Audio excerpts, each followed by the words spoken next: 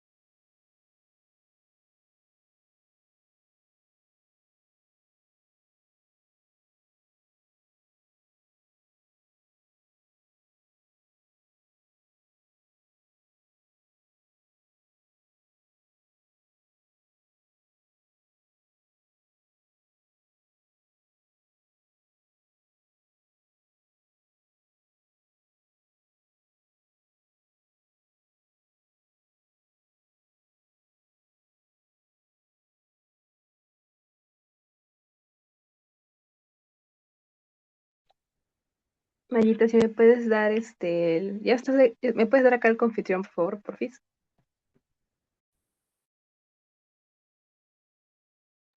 Listo.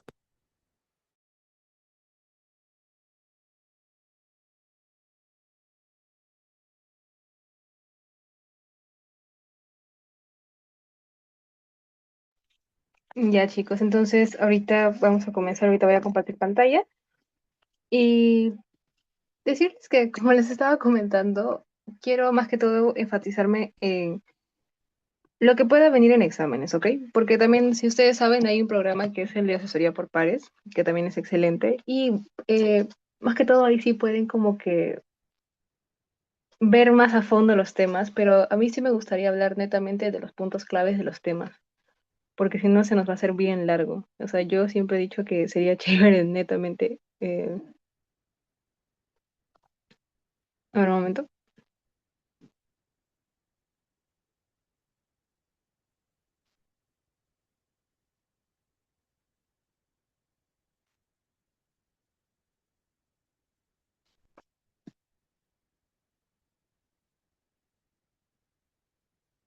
Ya, ¿me avisan si se puede ver mi pantalla, por favor?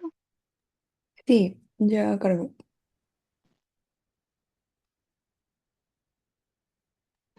Ya. Entonces, el día de hoy vamos a hablar de dos temas que son de la semana 3 y, bueno, más abajito que está la semana 4 que es esta de acá de atención prehospitalaria.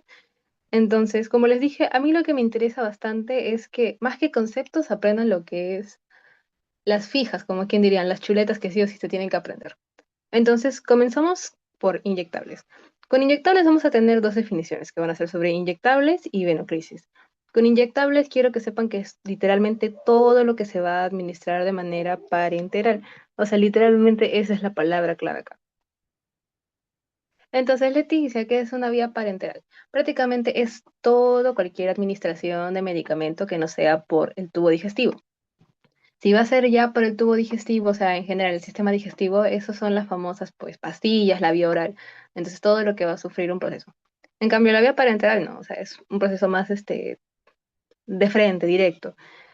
Entonces, bueno, acá también algo que tenemos que tener en cuenta de los inyectables, sobre todo a la hora de dar medicación es la biodisponibilidad de los medicamentos. Porque en los inyectables, bueno, la biodisponibilidad, de manera resumida, es la cantidad de fármaco que entra al cuerpo, ¿ok? Entonces, normalmente cuando nosotros tomamos medicación vía oral, no llega toda esta cantidad de fármaco al cuerpo, o sea, no todo ejerce acción. En cambio, con un inyectable, pues sí hay una mayor disponibilidad, ¿ok? Incluso si llegamos a tener en cuenta la vía endovenosa que vamos a hablar después, esta sí tiene perdonen, esta sí tiene un 100% de biodisponibilidad, ¿ok? Entonces, ahora, ¿qué es la venoclisis? La venoclisis prácticamente es, bueno, vena. Es poner una solución o medicamento que va directamente a la vena con un catéter que se puede ver acá. Y bueno, pasa poco a poco, pero de esto vamos a hablar más adelante. Entonces, los cinco correctos van a ser paciente correcto, medicamento correcto, dosis correcta, hora correcta y vía correcta. En general hay más correctos, ¿ok?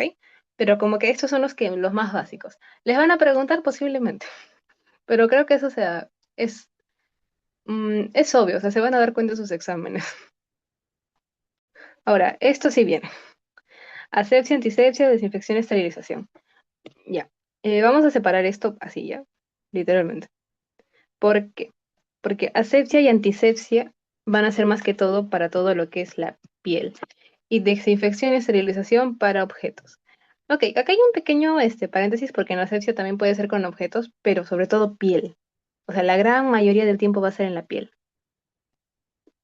Entonces, acá con asepsia, a mí lo que me interesa es qué va a ser la asepsia. Asepsia es literalmente evitar contaminación. Ahora, ¿cómo se hace esto? Lavándose las manos, poniéndose guantes, por ejemplo, en algún procedimiento médico, o sea, todas las medidas posibles para evitar contaminarnos nosotros y también al paciente. Como digo, este es en piel, pero acá hay una gran diferencia con antisepsia, porque en antisepsia ya la clave es la piel viva, por así decirlo. O sea, cuando nosotros nos hacemos heridas, por así decirlo, sí, pues bueno, heridas, un corte, que nos accidentamos, si tenemos la piel abierta o piel viva, ya acá ya no hacemos asepsia, sino antisepsia. Entonces, acá prácticamente, si asepsia era evitar contaminar, acá ya, o sea, es innegable que va a haber una contaminación, ¿ok? Cuando nosotros nos cortamos o tenemos algún tipo de accidente donde hay piel abierta, sí o sí va a haber contaminación. Entonces, el objetivo es que haya menos microorganismos.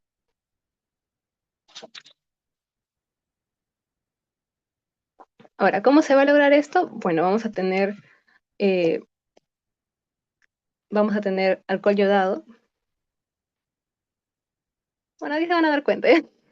Alcohol yodado, yodo, yodopovidona.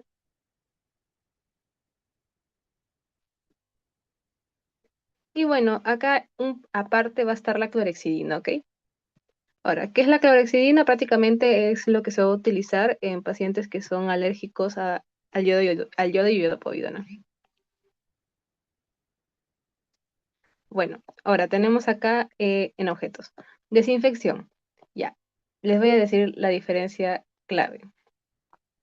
Desinfección y esterilización. Desinfección va a eliminar todito, bacterias, lo que tú quieras, menos esporas y virus. ¿Ok?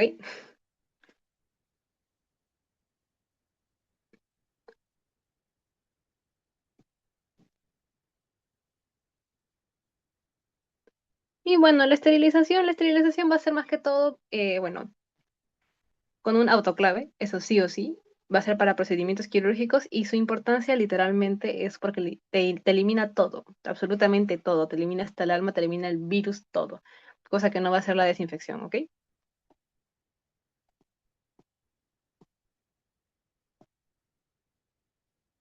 Bueno, ¿hasta acá se entendió?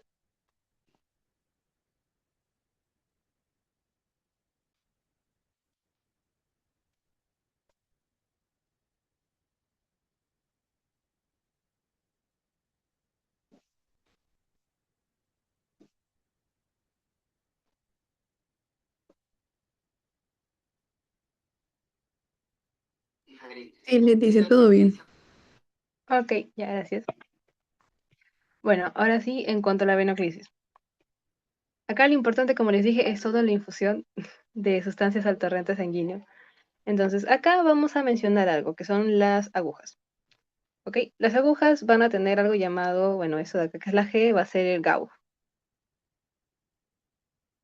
Ahora, si se van a dar cuenta, acá este es el de 27, o sea, este chiquitín es de 27 y este gigante de 21. A mayor número de gauge, va a ser más chiquita y finita la aguja. ¿Ok? Eso siempre. Ahora, ¿les van a preguntar esto? No creo. Y lo único que les pueden preguntar sería, más adelante vamos a ver eso, es esta de acá, esta naranjita, porque esta de acá es para la intradérmica. Lo único que les pueden preguntar, se los juro.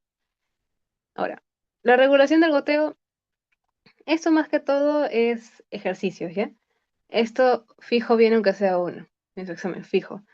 Entonces, goteo es esta G, gotas por minuto. Ahora, en su examen les van a poner, ¿no? Tenemos una solución de tantos mililitros. Póngase, por ejemplo, 1500 mililitros. Entonces, esta 3 es tu constante, o sea, no se va a mover, nunca. Es como matemática, literalmente, no se va a mover. Ahora, te dicen, queremos pasar en cuántas gotas por minuto va a ocurrir en una solución de 1500 mililitros en tiempo, vamos a ponerle tiempo 8 horas. Bueno, gente, yo no soy experta en matemáticas, así que voy a sacar mi calculadora ahí. Pero bueno, más o menos quedaría así, ¿no? 1500 entre 3 por 8 que es 24 y a ver un momento.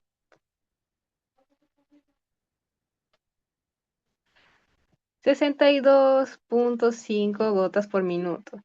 Que redondeado sería 63 gotas por minuto. Listo. Así saldría ese ejercicio, literalmente. Eso sí o sí les va a venir, se los juro. Mínimo una pregunta. Bueno, de acá, de inyectables, las sustancias inyectables que pueden ser soluciones, analgésicos, en general medicación, vacunas, hormonas, vitaminas, bueno, eso como digo es generalidades. Bueno, generalidades, ahí lo pueden leer. Como digo, no quiero eh, leer cositas que ya pueden ver más adelante o que capaz ya han visto. Ya, esto sí me interesa. Los tipos de inyectables. Como pueden ver, acá tenemos intramuscular, subcutáneo, intravenoso y intradérmico o intradermal. Entonces, bueno, para entender esto, vamos acá a ver nuestra pequeña piel. Tenemos la zona de la epidermis, que es la más superficial, la dermis, que bueno, tiene su subdivisión que es superficial y profunda, la capa de grasa que se puede ver aquí y finalmente abajo en lo más fondo está el músculo. Entonces, dicho esto, ya sabemos más o menos dónde está cada capa. Entonces, en la intradérmica, como se puede ver, esto todavía sigue siendo dermis. Entonces, acá entra la aguja. Esta aguja va a entrar en un ángulo de 0 a 15 grados, ¿ok? Incluso les pueden poner desde 5 grados. Algo que quiero que sepan es que esta inyección se va a caracterizar porque va a dejar algo llamado la pápula, ¿ok? Eso de acá es la pápula, que se va a elevar un poquito la piel, ya, esa es una pápula. Entonces, ahí la clave para acordarse de este inyectable es tuberculosis. ¿Por qué? Porque literalmente acá lo van a ver hasta por no sé dónde. Porque va a existir algo llamado el PPD o prueba de Mantoux, no sé cómo se dice, que son pruebas diagnósticas de tuberculosis. Bueno, te ayudan en parte. Y tienen a la vacuna de la tuberculosis. Entonces, sí, todo eso debe ser intradérmico. ¿Qué más tienen que saber? Que la capacidad máxima de acá va a ser de 0,1 máximo, máximo 0,3. O sea, literalmente es un nada. Y ya, como les dije, la aguja va a ser máximo, eso sí preguntan a veces, de 25 a 26 gauge. Y ya, lugares donde van a estar, si se van a dar cuenta, es bien superficial, o sea, en la superficie de los antebrazos, del tórax y de todo lo que es muslos. Y muy rara vez en la espalda. Pero como digo, esto es lo que quiero que se queden. Ahora, en cuanto a la intravenosa o endovenosa, nos vamos a ir acá. Bueno, acá no hay mucho que decir, literalmente es en 0 grados. va a ser para administrar, como les dije, medicamentos directo a la vena. Y lo único que quiero que se acuerden es que pues va a ser las venas. Vamos a tener tres venas, ¿ya? Vamos a tener acá la cefálica, la basílica y la mediana. La vena de mayor acceso siempre va a ser la mediana, seguido de la basílica y bueno, finalmente la cefálica. La cefálica no tanto porque literalmente es la vena más interna, o sea, la más difícil de acceder. Así que acuérdense simplemente de su venita cefálica, de la mediana, perdón, la mediana. Ya, ahí no hay más que decir. La subcutánea va a ser su rol, literalmente es llegar a la parte del tejido adiposo o tejido graso. Entonces, acá lo ideal va a ser acordarnos de todo lo que es bueno, palabras clave literalmente para subcutánea son los únicos dos medicamentos que se utilizan acá, que son insulina y heparina. Y eso sí preguntan, literalmente esto sí, sí o sí preguntan. Ángulo de aplicación 45 grados. Ya, acá va a ocurrir algo que se llama los dos tercios medios, que va a ser prácticamente, bueno, si se dan cuenta, acá hay un brazo. Si lo van a poner acá, bueno, yo no lo puedo agrandar más, pero si se puede ver, vamos a hacer esto y lo vamos a dividir en tres partes. En la parte media, si se dan cuenta, ahí es donde se tiene que aplicar. Lo mismo va a ocurrir con los glúteos, que digo, sí, con los muslos y la parte dorsal también. De ahí, ¿qué más podemos decir? Que, bueno, administración lenta de medicamento.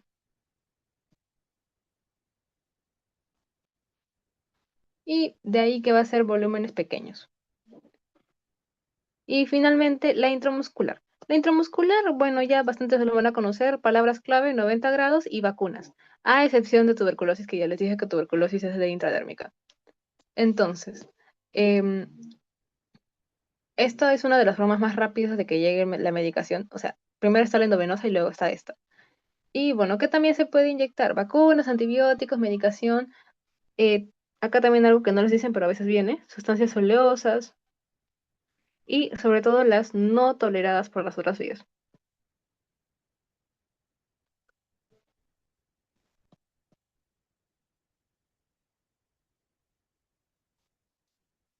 Entonces, acá para evitar, para aplicar esta inyección tenemos que tener en cuenta algo llamado el poderoso VAN, que es literalmente vena, arteria y nervio. Aquí lo que me interesa es el nervio. ¿Por qué? Porque por acá, por esta zona pasa el nervio ciático.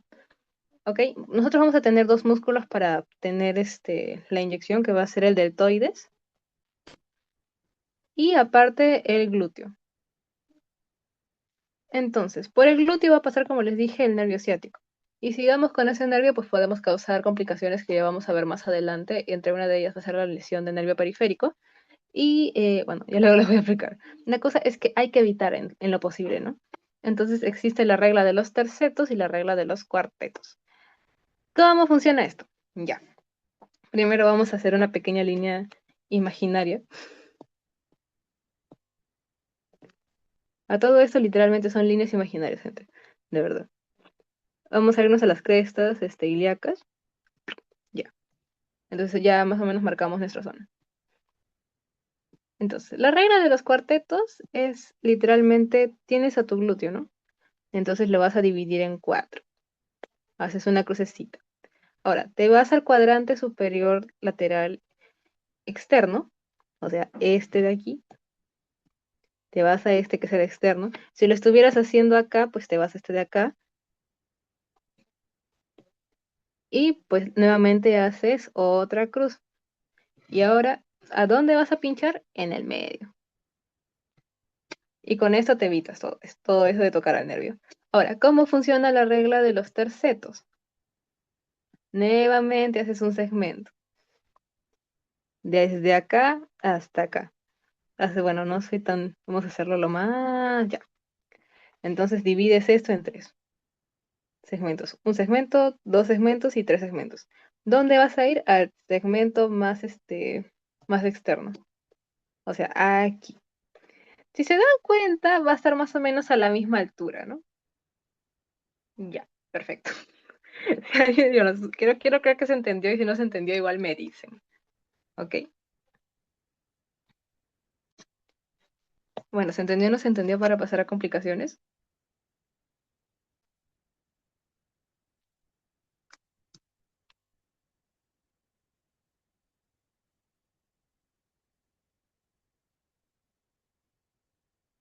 Todo bien, Leti. Ya, ok, gracias. Ok, ahora, en cuanto a complicaciones, vamos a tener, eh, bueno, estas de acá que son las más conocidas. Esto de acá que va a ser el absceso. Uy, no se nota mi...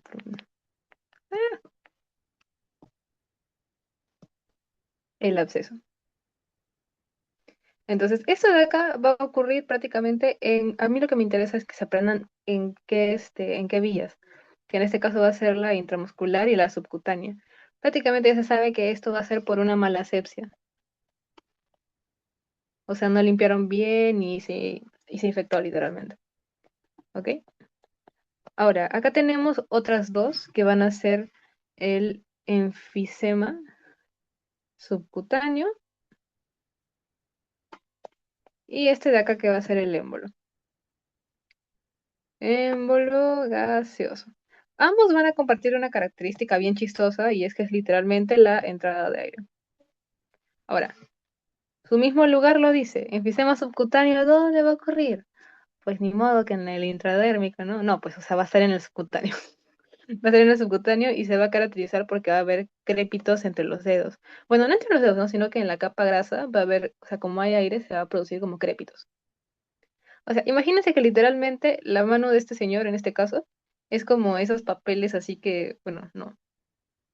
Claro, esas bolsitas que vienen con burbujitas y se revientan, ya, así esa mano. Ya.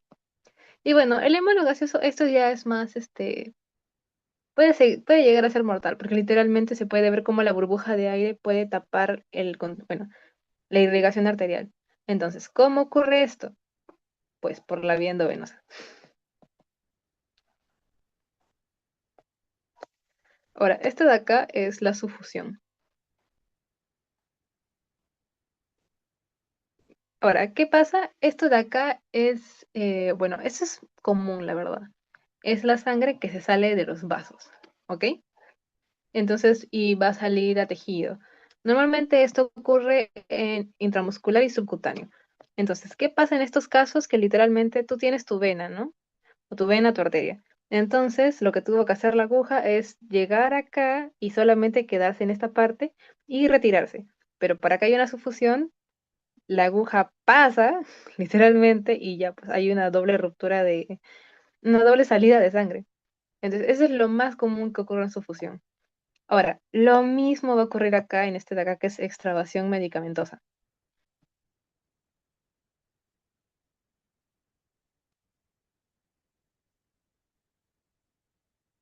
Ah, me olvidé de algo. En la sufusión literalmente puede evolucionar a hematoma. Bueno, en extravasación medicamentosa tienen que saber que, o sea, si un medicamento está hecho para llegar a la vena, va a reaccionar diferente si llega a cualquier tejido, ya sea grasa o muscular. Entonces, ¿qué pasa? Que si tú das bueno, primero lo primero, esto va a ocurrir en endovenosa y subcutánea. Si tú pones la heparina en otro lugar que no sea tejido graso, va a reaccionar y va a hacer esto, que es la extravasación medicamentosa. Si tienes que colocar algo a la vena y no llega a la vena y reacciona en grasa, por ejemplo, ocurre esto. Entonces, por eso digo, no, es prácticamente que el medicamento llegue a otro tejido que no debía ser. De ahí tenemos hipersensibilización.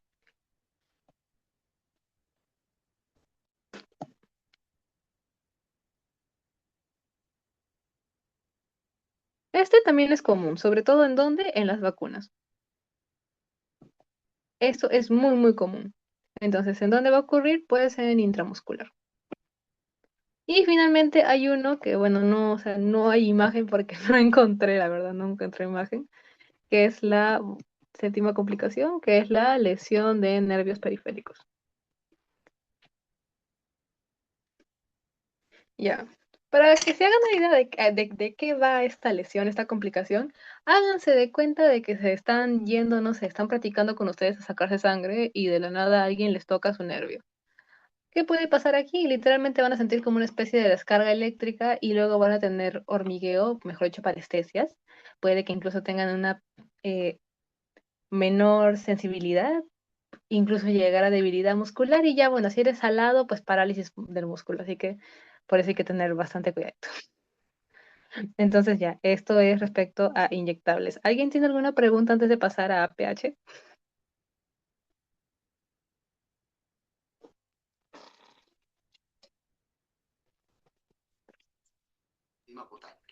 Creo que no, Leticia. Bueno, espero en todo caso igual me lo dicen.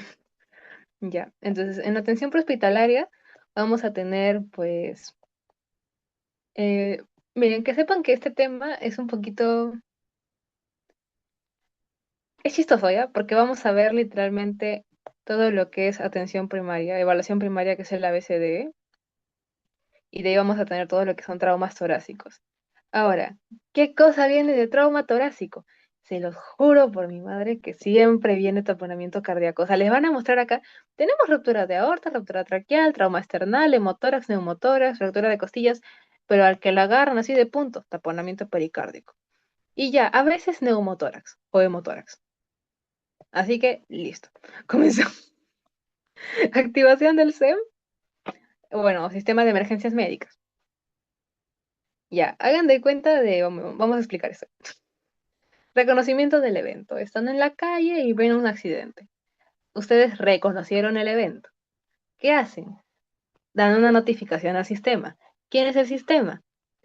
El 106 que es SAMU o el 116 que son los bomberos. Estos van a hacer la activación del sistema. Entonces, ¿qué van a hacer? Van a mandar una ambulancia y con eso hay respuesta en el lugar. Con eso, ¿qué va a haber? Va a haber cuidados en el lugar que va a ser los minutos platino y la atención primaria. Y bueno, de ahí, pues que va a haber un transporte al hospital. Cerrado. Ahora, con los cinco adecuados vamos a tener que son el... A ver, un momento, voy a cambiar mi plumita. Vamos a tener al paciente adecuado, atención adecuada, el traslado adecuado, el tiempo y el lugar. Ahora, ¿cómo así? Paciente porque va a haber, bueno, más que todo vamos a hablar de esto cuando tenemos emergencias o cuando tenemos desastres. ¿Por qué? Porque no todos los pacientes son de la misma prioridad. Recuerden que tenemos un triaje, que bueno, el tema de triaje se ve más adelante. Pero en resumen, triaje es literalmente escoger. Entonces tenemos que escoger al paciente que tenga una mayor prioridad, que por lo general es el que necesita pues más ayuda, el que está más cerca de ver a Diosito. Entonces, el que esté más fregado, lo llevamos. Este es el paciente adecuado. Ah, entonces, supongamos, ¿no? Que solamente tenemos una ambulancia, llegó una ambulancia y tenemos 5 pacientes. El que esté peor de todos, el peor, a ese se lleva primero. Entonces, ese es el paciente adecuado. De ahí, atención adecuada. Con atención adecuada se refiere a los 10 minutos platino, que ya lo vamos a ver más adelante en otra clase, que literalmente es atención primaria. De ahí, traslado adecuado. Resulta que acá, bueno, acá en Perulandia tenemos el sistema vital básico y el sistema vital avanzado. Ya, háganse de cuenta que, bueno, para entender, para hacerles entender ya, el sistema vital básico es prácticamente la ambulancia clásica que hace un traslado. No tiene mucho, pues solamente es para pacientes estables. El sistema vital avanzado ya es para pacientes con trauma shock, que posiblemente se estén descompensando cada rato. Entonces pónganse, ¿no? Que están en la calle y ustedes, no sé, se esguinzaron, se luxaron. Para ustedes no va a haber un sistema, pues, un soporte vital avanzado, simplemente van a necesitar una ambulancia de soporte y traslado. Entonces, por eso les digo. Y bueno, no, pues, o sea, Dios no quiera, pues, no sé, se fracturan, que eso ya es más serio, ahí sí podría entrar el avanzado.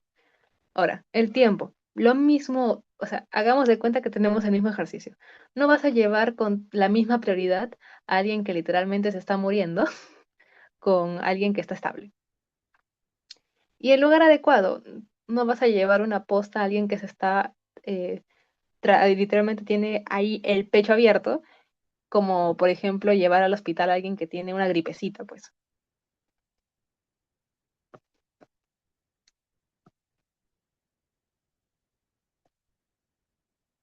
Ya, espero se haya entendido y si no me avisan. Ahora, el costo de muerte por trauma, no voy a escribir acá, pero para que se hagan una idea, el costo por trauma en general, el costo de muerte, perdón. El costo de muerte es algo que sí es un tema y es que va a ser el impacto que va a tener una muerte considerando la parte social y económica. O sea, por ejemplo, ¿no? Alguno de ustedes se muere y digamos que aparte de su pérdida como tal, o sea, la pérdida humana, van a perder años de vida potencialmente productivos, o sea, lo que pudieron hacer con su vida. El tema de gastos médicos, el impacto económico que pueda tener en su familia, nuevamente pérdida de la productividad que pudo haber, consecuencias pues sociales, psicológicas, ya, ese es el costo de muerte. Ahora, costo de muerte por trauma específicamente ocurre un montón, si se dan cuenta, se lleva el primer lugar. Aparte, o sea, otro tema es el costo de muerte normalmente ocurre, o sea, se le toma importancia en jóvenes, ¿ok? Porque si se dan cuenta es literalmente lo que pudo haber sido de su vida si no se moría. Y pues eso, normalmente los traumatismos ocurren bastante en jóvenes.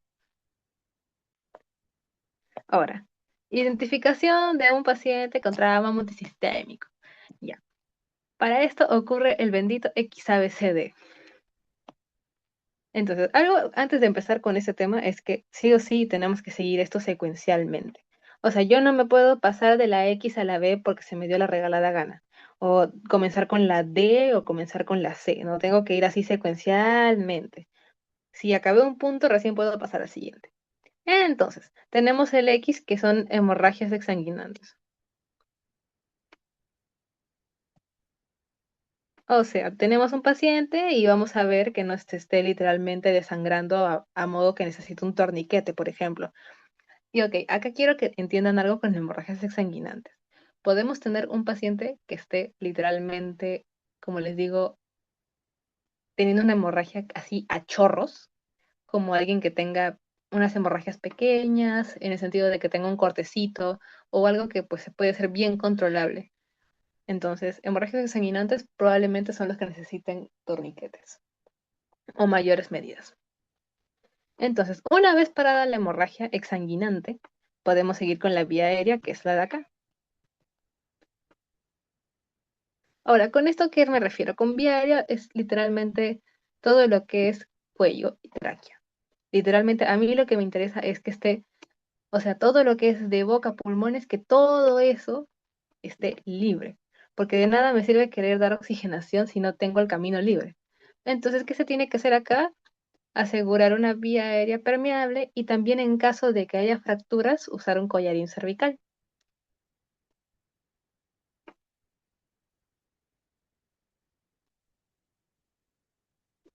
Ahora, esta de acá, B, va a ser todo lo que es respiración, oxigenación. Yo le digo más oxigenación porque literalmente es intercambio gaseoso. Intercambio gaseoso, seguro. Fin, o sea, acá no hay más. Y de ahí, bueno, evaluar todo lo que es frecuencia respiratoria, sonidos respiratorios, simetría de tórax, pero todo eso recién en la B. O sea, todo lo que es la parte respiratoria del paciente, la B. Con la C, todo lo que es la circulación. La circulación, ¿qué me va a ver? O sea, tenemos pulso, por ejemplo, pulso, llenado capilar, que tiene que ser menor a 2 segundos, y de ahí controlar las hemorragias pequeñas o no exsanguinantes. O sea, lo que les dije que son pequeños cortes o cosas que sabes que no, o sea, no van a llegar a mayores. De ahí, la D tenemos la famosísima escala de Glasgow, que la verdad esto es un tema que nos va a acompañar toda la vida. Entonces, con la escala de Glasgow, tenemos esto de acá. Van a ser tres respuestas, la ocular, la verbal y la motora. Em, bueno, con la ocular vamos a también responder esto como al ABDI. Entonces, con esto se refiere al estado de alerta del paciente, ¿ok? A es que está alerta, B es que responde a una orden verbal, la D es que responde a un estímulo doloroso y la I pues que no está inconsciente. Si se dan cuenta, es lo mismo. 4 es que está pues alerta. 3 que responde al estímulo verbal. Sí, o sea, la apertura ocular me refiero, ¿eh? La apertura ocular es el estímulo verbal. 2 recién al dolor. Y bueno, uno no tiene apertura ocular, inconsciente. Ahora, la verbal son 5. Orientado y conversado. Normalmente acá se le puede hacer la pregunta de ¿dónde estás? ¿Cómo te llamas? ¿En qué día estamos? Y te va a contestar, o sea, si te contesta todo, perfecto. Si está desorientado pero está hablando, o sea, le haces la misma pregunta, ¿dónde estamos? Pero, o sea, estás, por ejemplo, en un parque y te dice de la nada que está en su cuarto, pues está desorientado. Palabras inapropiadas. Le preguntas nuevamente, ¿dónde estamos? Y de la nada te, no sé, te dice cualquier cosa que no tiene nada que ver con el tema. Ya, palabras inapropiadas. El 2 que son sonidos incomprensibles, háganse de cuenta que están escuchando un borracho. Y uno que es ninguna respuesta, pues no dice nada. En cuanto a la orden motora, bueno, la 6 es que obedece órdenes verbales. Un ejemplo clásico es literalmente pararte enfrente de la persona, mostrarle tu pulgar y decirle, agarra mi pulgar. Una persona que tiene un 6 te lo va a agarrar sin ningún problema. Ahora, una persona que es un 5 literalmente va a intentarlo, pero no va a poder. Entonces, si ves que eso ocurre, procedes a hacer la siguiente pregunta, que sería decirle de frente, ¿dónde te duele? Y normalmente eso sí pueden hacer, localizan. Ahora, la 4 que es retirada y flexión, es que intentan localizar el dolor, pero no pueden. La tercera y la segunda, o sea, ya flexión y extensión, ya esos son problemas netamente cerebrales, que va a ser la 3 flexión anormal o rigidez de decorticación, y la 2 que va a ser rigidez de cerebración. Obviamente la 2 es peor que la 3. Y bueno, la uno no tiene ninguna respuesta. Acá lo que me interesa de Glasgow es que van a tener, pues, primero que va de 3 a 15 puntos, teniendo, pues, acá no existe eso de que 0 puntos de Glasgow, no, el menor es 3. Y a partir de 8 va a requerir intubación. Menor de 8, intubación. Ya. Ahora, como les dije, traumas torácicos, se los juro. Ah, me falta, me salté el. Es exposición, ¿ok? ¿Con qué me refiero a esto? Exposiciones ya cuando están en la ambulancia, ya dentro un poquito más de intimidad, se le puede retirar la ropa y buscar otras lesiones, ¿ok? Aparte, si ven que su paciente está frío, buscan el tema de que haya tal vez tenga hipotermia. Entonces van y lo cubren con una manta térmica. Ya, ahora sí, cerrado. Si tienes alguna pregunta, me lo dicen y si no, pues seguimos.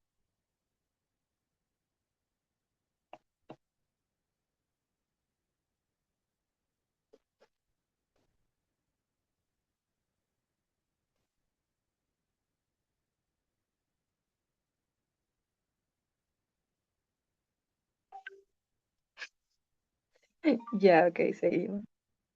Entonces, con traumas torácicos, como les dije, mm, ya voy a tratar de no explayarme mucho porque les juro que no viene tanto esta cosa. Tenemos fractura de costillas.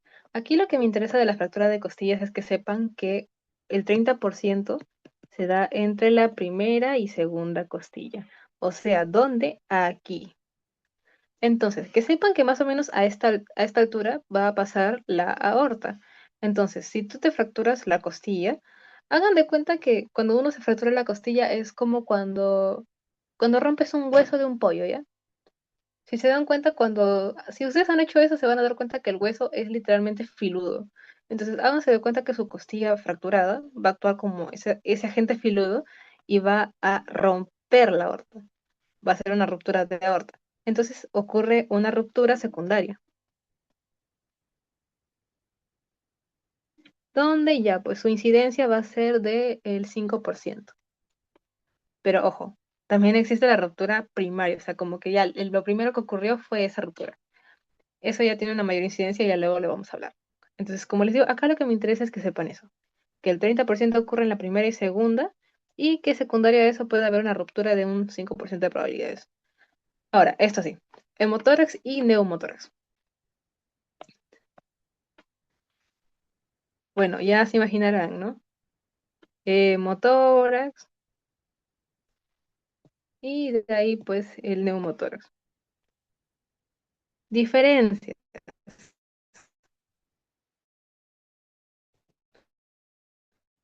Hemotórax es que literalmente la pleura se va a llenar de sangre y neumotórax se va a llenar de... ¿Qué más hay? No, no hay. No. Esto no es como lo pueden diferenciar el tema de percusión. La sintomatología es casi, casi idéntica, pero la clave en sus exámenes es la percusión. ¿Por qué? Porque en el neumotórax va a ser hiperresonante timpánico y en el hemotórax va a ser mate, ¿ok? Y ya. Ahora, con trauma external con compromiso cardíaco. Ya, esto no es que todo para los accidentes en carro, ¿ok? Háganse de cuenta que hay dos huesitos que son bien difíciles de fracturar en tu cuerpo. Que literal, un momento. Ya. Tienes dos huesos difíciles de fracturar en tu cuerpo, que van a ser el esternón y la escápula. Literalmente tú puedes fracturarte cualquier hueso del cuerpo que tú quieras, ¿ya? Hasta la pelvis y el fémur es más fácil de fracturar que tu esternón y tu escápula. Si tú te fracturas esto, hijito, estás fregado. Entonces, que sepan que acá lo que va a haber, si se dan cuenta, va a ser un gran apretujón al corazón. ¿Y esto qué va a ocurrir? Va a dar un compromiso de arterias coronarias.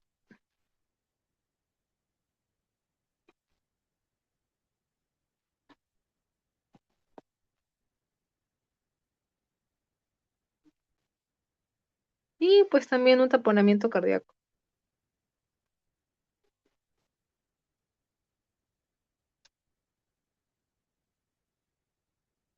De ahí, pues con traumas torácicos ya, taponamiento pericárdico. Esto sí me interesa porque lo preguntan hasta no sé dónde. Que sepan que como dice, sí, ven acá el corazón y a su alrededor está la sangre. Ya, esto que va a ocasionar que haya unos ruidos disminuidos, pero para eso primero vamos a explicar qué es un taponamiento pericárdico. Como dicen, es la acumulación de líquido pericárdico a presión, va a dificultar el llenado de las cavidades cardíacas, o sea, esto nos puede derivar a un shock obstructivo, bueno, sí, pues un shock obstructivo cardiogénico, y pues va a disminuir el gasto cardíaco. Acá lo que siempre preguntan, se los juro, es la triada de Beck. No he visto examen que no venga triada de Beck. Prácticamente siempre viene. Entonces, ¿qué es la triada de Beck? Es, uy, a ver, es ingurgitación,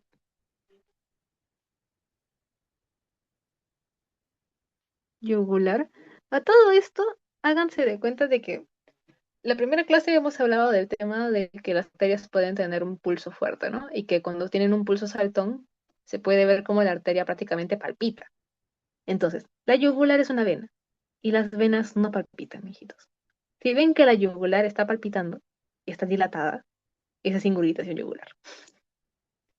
Entonces, esto vamos a tener uno, de ahí que va a estar los ruidos cardíacos disminuidos.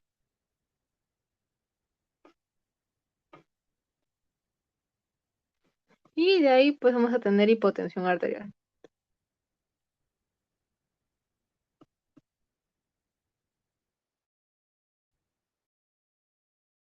Y ruptura traumática de aorta primaria, ¿ok? Porque recuerden que la otra que era secundaria. Entonces, cuando hablamos de una ruptura de aorta primaria, eh, tienen que saber que esto va a ser ya un poquito más, más frecuente, bueno, sí, pues más frecuente, del 3 al 17% en ese tipo de accidentes. De esto de acá, bueno, no hay un gran pronóstico que digamos, ya que ay, ya que ¿qué fue? El 90% de pacientes mueren. Literalmente acá no se puede hacer mucho. Ah, me olvidaba, esto puede llevar al shock obstructivo, como les dije.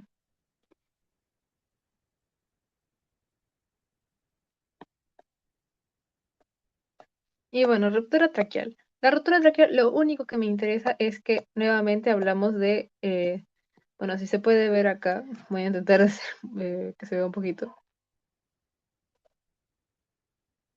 Uy, ¿dónde está? Ya. Entonces, acá, esta zona es el pulmón, ¿ok? Y acá si se puede ver, acá hay una pequeña línea. Esa de ahí es la pleura. Entonces, cuando ocurre una ruptura traqueal, ¿qué pasa? Que nosotros al tomar aire, por aquí, que es esta pequeña ruptura, a ver, voy a por acá, ya, ya. Entonces, nosotros cuando tenemos una ruptura traqueal, tomamos aire y en vez de irse a los pulmones directamente, se va a ir a pleura. Ingresa pleura y eso no es un buen escenario que digamos porque va a ocurrir un neumotórax secundario a esta ruptura de tráquea. Así que sí, lo que me interesa de ruptura traqueal es que sepan que hay un neumotórax.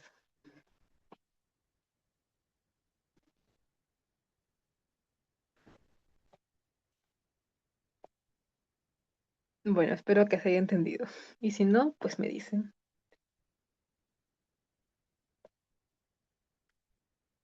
Ya. En cuanto a tipos de shock, quiero que sepan que es literalmente lo que ocurre cuando el cuerpo no recibe suficiente flujo sanguíneo, ya sea por un tema distributivo, por un tema hipovolémico, por un tema cardiovascular. Entonces, que sepan que el tema de los shocks distributivos es que no está, o sea, no ocurre un buen... el problema son los vasos, ¿ok? Porque va a haber una vasodilatación así brava y no va a haber una buena distribución del flujo sanguíneo. Entonces puede que el corazón esté funcionando bien, hay buenas, o sea, hay la cantidad de sangre perfecta en el cuerpo, pero no hay buena distribución. Y con eso se va a relacionar a una hipoperfusión. Entonces, vamos a tener al neurogénico, al séptico, al anafiláctico, al tóxico y al vasopléjico. A ver, ¿qué me interesa de todos estos? Que en el neurogénico va a haber pérdida de tono simpático.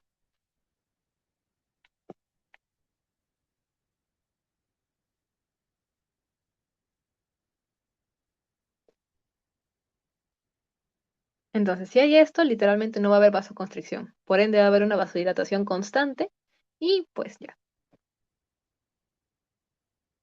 En el séptico, una infección. ¿Qué ocurre cuando hay una infección? Se inflama. Hay inflamación y aparte hay vasodilatación. Si se dan cuenta, todos van a tener vasodilatación. En el anafiláctico, prácticamente ya, acá sí es, es prácticamente vasodilatación y fuga capilar.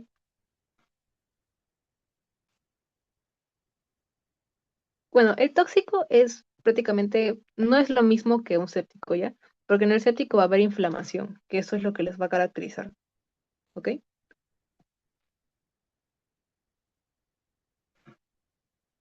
En el tóxico, las toxinas van a hacer que haya una alteración en todo lo que es la parte cardiovascular y la vasodilatación por toxinas.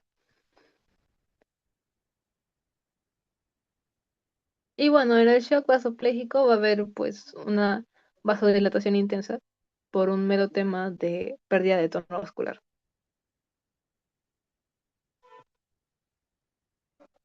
Bueno, este es el resumen en general de cada shock. Ahora, en el shock hipovolémico vamos a tener todo lo que es pérdida de volumen. O sea, acá sí hay pérdida de algo. Y bueno, tenemos tres definiciones, el hemorrágico, el no hemorrágico, que no sé por qué no está acá.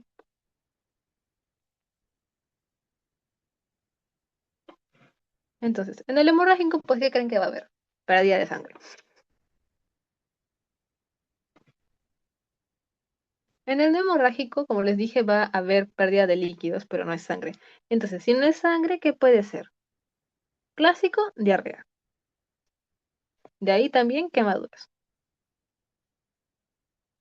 Y bueno, ¿qué es el tercer espacio? El tercer espacio es todo lo que sale del líquido, del espacio intravascular y se va a acumular en tejidos y cavidades. Esto lo vamos a ver más en el tema de hemorragias como tal. Pero como les digo, acá lo que me interesa es que sepan que está en tejidos y cavidades.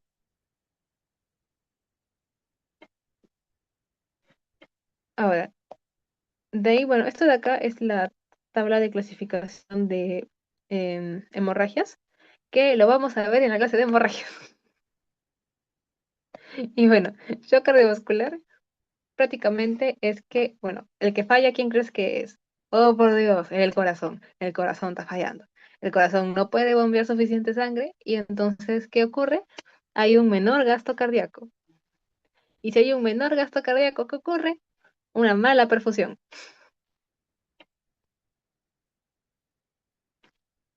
Y bueno, estos son los signos: pérdida del color de la piel y temperatura, ausencia de pulso distal, que este es bien importante, y bueno, aumento del tiempo o el lentecimiento del llenado capilar. Bueno, espero se haya entendido y si no, me avisan, por favor. Y bueno, en cuanto al trauma abdominal, bueno, ¿qué les puedo decir? Los órganos más afectados, y eso también es chuletita del examen, siempre, vaso. Vaso es el más afectado, el más afectado. Le sigue el hígado y ya finalmente páncreas. Y bueno, esto de acá más que todo lo van a aprender, pero para nato. Pero igual, por si les viene, estos son el tipo de, más o menos a lo que se pueden estar enfrentando por cada región, por cada flanco. Y ya, gente, se acabó. Gracias. Si tienen alguna pregunta, hablen o callen para siempre.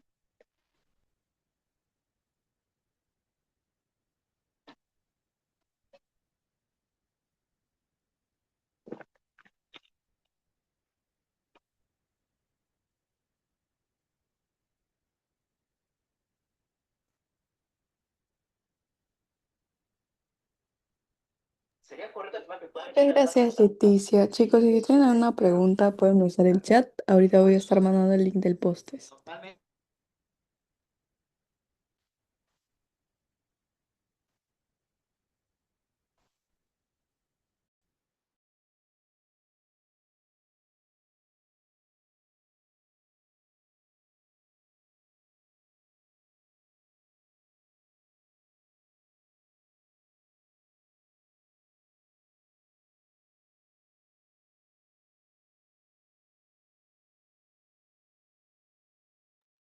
Bueno, chicas, visto que no hay ninguna pregunta, procedo a retirarme. Igualmente, muchas gracias por su atención y espero les vaya bien.